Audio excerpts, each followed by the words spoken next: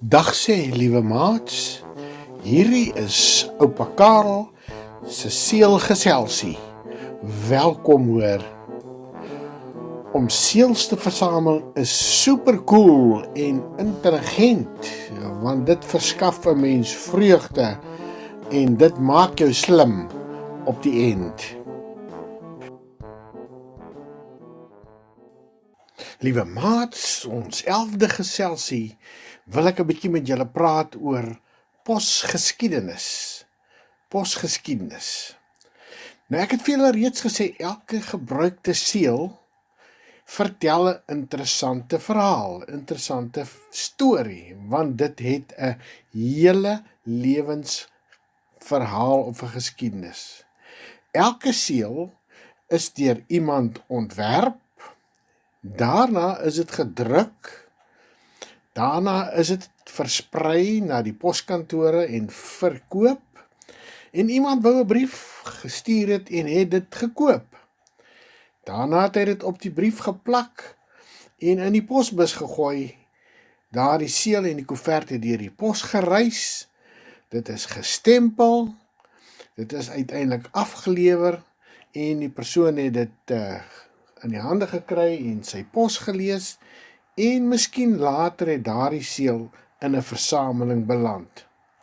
Nou hierdie storie kan 'n mens soms lees as jy die seël baie mooi bekyk en as jy hom op sy koevert deeglik bestudeer.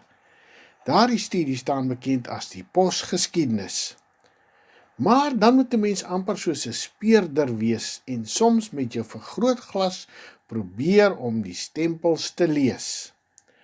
Daarom is party seëls op hulle oorspronklike koeverte selfs meer waardevol as losgeskeurde seëls of afgeweekte seëls. So daarom, voordat jy 'n seël van 'n koevert afweek, besluit eers of hy nie dalk meer werd is op die koevert nie.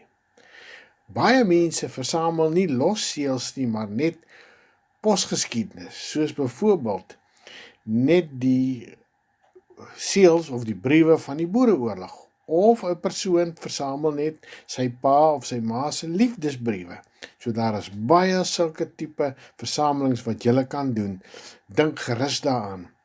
Weer gee ek gou vir julle 'n rympie en dan sê julle dit agter my aan. Elke liewe seël, stempel of koevert vertel van sy reis per trein, per boot of per perd.